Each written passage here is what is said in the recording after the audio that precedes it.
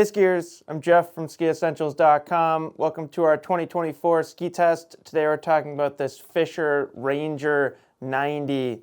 Great ski. I feel like the 90 gets overlooked compared to some of the wider Rangers, but realistically, this is an awesome ski that should be on the list of considerations for a ton of different skiers. It's incredibly versatile. It's truly just a very, very well-rounded all-mountain ski. I always really appreciate it every time I get a chance to ski this thing. I've spent a lot more time on the 96 and 102 and probably even more on the 108 than this 90, but yeah, every time I ski this 90, I'm reminded of just how good it is, and that seems to be a trend that's consistent among all our testers as well. This 90 is kind of a pleasant surprise. There is a slight difference between the 90 and the wider Ranger models. So in this ski, we get just a poplar wood core. The wider skis add a little bit of beech. Beech is a little bit denser, so that leaves this 90 just a touch lighter and actually a touch softer flexing as well. This is a 170 centimeter length, and we're at 1,740 grams, so not the lightest ski in the world, but also certainly not a heavy ski by any means. And then I mentioned that flex pattern. It's still a supportive ski. You know, we've still got that metal laminate, which we'll take a closer look at in a second here, but there's still a pretty supple, round, natural flex pattern to this 90 that I really like and I think comes in handy anytime you take it off trail. Also probably gives it a little bit of a bigger sweet spot when you are on firmer snow conditions. I mentioned that Titanal laminate, and it's called Shaped TI, and that's consistent among all Ranger skis.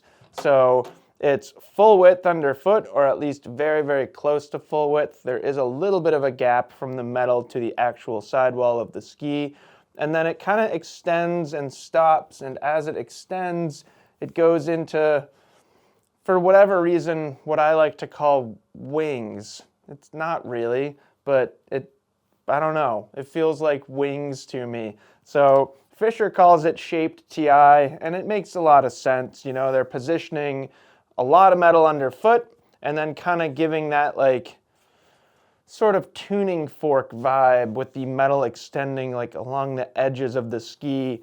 Gives it nice grip and nice vibration damping when you're at a higher edge angle, but it's taking some weight out of the ski, so it's keeping it nice and maneuverable.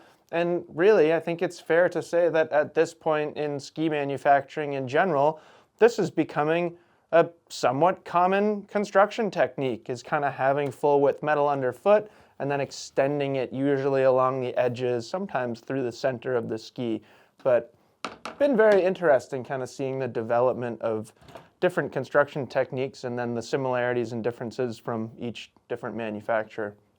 Looking at shape here, obviously we're 90 underfoot in this ski. This length, that 170, has a 16 meter turn radius, so pretty nice kind of middle of the road turn radius there. Very, very useful for an all mountain ski, let's say that. Tip rocker starts about where my hand is, so I would say for a 90 underfoot ski, that's a substantial amount of tip rocker, and there's a good amount of tail rocker in here as well. So this is a really cool ski, and I think this theme carries through with, yeah, I'd say all of the Ranger skis. They don't necessarily have different personalities in different portions of the ski, but it's more that like when you're on a groomer, you're truly benefiting from this middle section of the ski.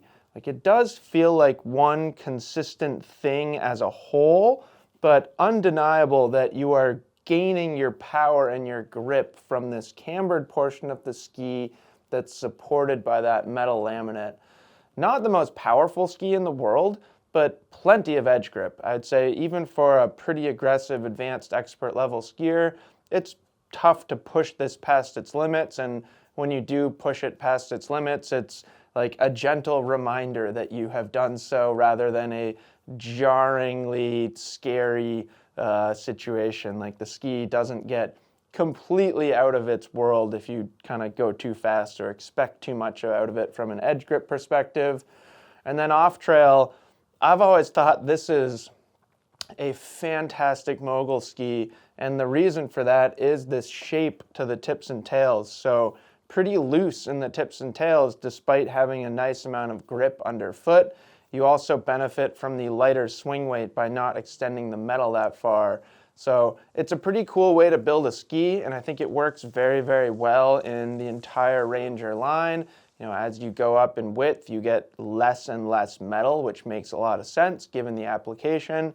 This 90 compared to the 96 is actually a very interesting comparison because with the added beach in the 96, I think that ski actually feels a touch more powerful, which makes it, I'd say, a little bit more demanding when you go into moguls and stuff like that. This 90 is quicker edge to edge. It's more precise. I would say it's not quite as strong as the 96, but it's easier in moguls. It's quicker edge to edge in moguls, and it's also a touch softer in the tips and tails. So really interesting comparison there. Again, like you don't see too many of these. I see a lot more 96s and certainly a lot more 102s out there, but there's a lot to like about this ski.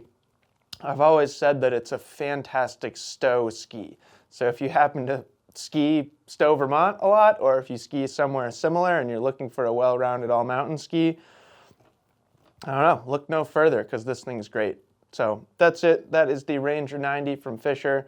Let us know if you have any questions about it, and we will see you out there on the slopes.